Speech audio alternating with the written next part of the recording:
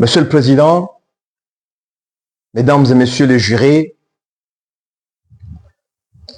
je n'accuse pas un démon tapi dans l'ombre, ni un homme égaré par ses passions.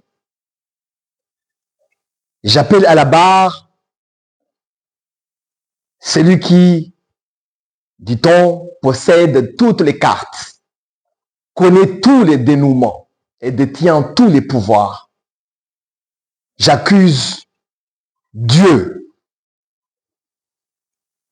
Si Satan est le coupable de proximité, Dieu est le responsable par omission, par dessein ou par indifférence. L'accusation repose sur une contradiction insupportable. On nous dit que l'accusé est infiniment bon et infiniment puissant. Pourtant, le monde qu'il a signé est un hôpital à ciel ouvert. Si Dieu peut empêcher l'agonie d'un enfant et qu'il ne le fait pas, il n'est pas bon.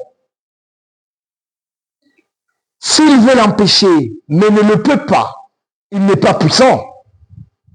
Dans les deux cas, le contrat avec l'humanité est rompu. On ne peut pas revendiquer la gloire du lever de soleil sans assumer la responsabilité du tsunami. L'accusé se retranche derrière un argument commode. La liberté humaine. Mais quel père, dites-moi, quel père laisserait ses enfants jouer avec des grenades dans une pièce close sous prétexte de respecter leur autonomie? Donner la liberté à une créature fragile, tout en sachant par prescience divine qu'elle l'utilisera pour sa propre perte, ce n'est pas un cadeau, c'est un sadisme métaphysique. Créer l'enfer, c'est avoir prévu d'y mettre quelqu'un. Le plus grand crime de l'accusé est son mutisme.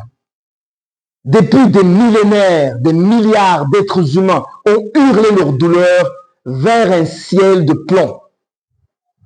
En réponse, le silence des étoiles.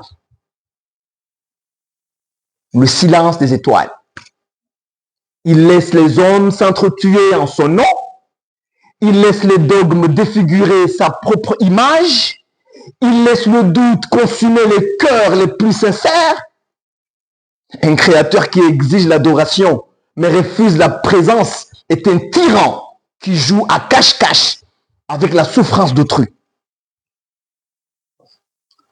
Mesdames et messieurs, nous avons longtemps vécu à genoux, courbés sous le poids d'une dette que nous n'avons jamais contractée, le péché originel. Il est temps de renverser le tribunal.